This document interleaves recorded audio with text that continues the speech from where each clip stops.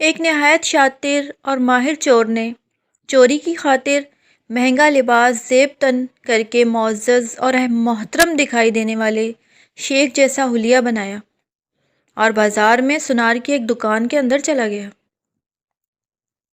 Sonar نے جب اپنی دکان میں نہایت ہی رئیس اور محترم دکھائی دینے والے شیخ کو دیکھا جس کا نورانی چہرہ چمک رہا تھا، تو سونار کو ایسا لگا جیسے اس کی دکان کے بھاگ جاگ اٹھے ہوں۔ اسے پہلی بار اپنی چھوٹی سی دکان کی عزت و وقار میں اضافے کا احساس ہوا۔ سونار نے آگے بڑھ کر شیخ کا استقبال کیا۔ شیخ کے بحروپ میں چور نے کہا، آپ سے آج خریداری تو ضرور ہوگی، مگر اس سے پہلے بتائیں کہ آپ کے لیے ممکن ہے کہ آپ اپنی سخاوت سے ہمارے ساتھ مسجد بنانے میں حصہ ڈالیں؟ اس نیک کام میں آپ کا حصہ خواہ ایک درہم ہی کیوں نہ ہو۔ سونار نے چند درہم شیخ کے حوالے کیے ہی تھے کہ اسی اثناء میں ایک لڑکی جو در حقیقت چور کی ہم پیشہ تھی دکان میں داخل ہوئی اور سیدھی شیخ کے پاس جا کر اس کے ہاتھوں کو بوسہ دیا اور التجائیہ لہجے میں اپنے اور اپنے اہل و عیال کے لیے خیر و برکت کی دعا کے لیے کہا۔ سونار نے جب یہ منظر دیکھا تو اس سے رہا نہ گیا اور معذرت خواہانہ لہجے میں کہنے لگا، اے محترم شیخ، لا علمی کی معافی چاہتا ہوں، مگر میں نے آپ کو پہچانا نہیں ہے۔ لڑکی نے یہ سن کر تعجب کا اظہار کیا اور سونار سے مخاطب ہو کر کہنے لگی،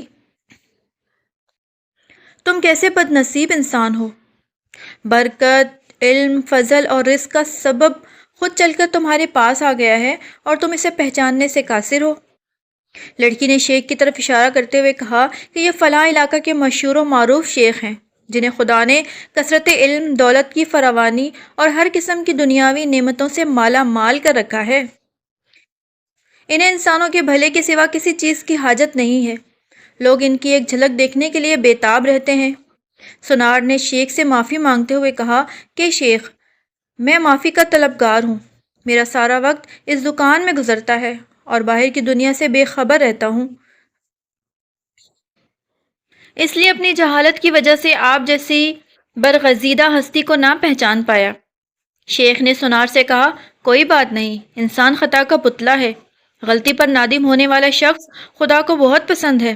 تم ایسا کرو، ابھی میرا یہ رومال لے لو اور 7 دن اس سے اپنا چہرہ پونچھتے رہو۔ یہ رومال تمہارے لیے ایسی برکت اور ایسا رزق لے آئے گا جہاں سے تمہیں توقع بھی نہ ہوگی۔ جوہری نے پورے ادب و احترام کے ساتھ رومال لیا، اسے بوسہ دیا، آنکھوں کو لگایا اور اپنا چہرہ پونچھا تو ایسا کرتے ہی وہ بے ہوش ہو کر گرا۔ اس کے گرتے ہی شیخ اور اس کی دوست لڑکی نے سونار کی دکان کو لوٹا اور وہاں سے فوراً رفو چکر ہو گئے۔ اس واقعے کو جب 4 سال گزر گئے اور سونار رو دھو کر اپنا نقصان بھول چکا تھا تو 4 سال کے بعد پولیس کی وردی میں ملبوس 2 اہلکار سونار کی دکان پر آئے۔ ان کے ساتھ وہی چور شیخ تھا جس کو ہتھکڑیاں لگی ہوئی تھی۔ سونار اسے دیکھتے ہی پہچان گیا۔ ایک پولیس والا سونار کے پاس آ کر پوچھنے لگا، کیا آپ اس چور کو جانتے ہیں؟ کیونکہ آپ کی گواہی سے ہی قاضی اسے سزا سنا سکتا ہے۔ سونار نے کہا، کیوں نہیں، اس نے فلاں فلاں طریقہ واردات سے مجھے بے ہوش کر کے میری دکان لوٹ لی تھی۔ پولیس والا شیخ کے پاس گیا اور اس کی ہتھکڑی کو کھولتے ہوئے کہنے لگا، تم نے جس طرح دکان لوٹنے کا جرم کیا تھا ٹھیک اس طرح وہ ساری کارروائی دہراؤ تاکہ ہم طریقہ واردات کو لکھ کر گواہ سمیت قاضی کے سامنے پیش کر کے تم پر فرد جرم عائد کریں۔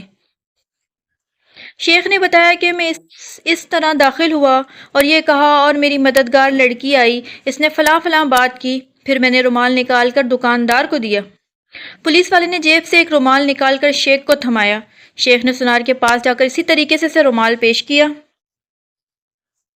تو پولیس والا سونار سے کہنے لگا، جناب آپ بالکل ٹھیک اسی طرح سے رومال کو چہرے پر پھیریں جیسے اس دن پھیرا تھا۔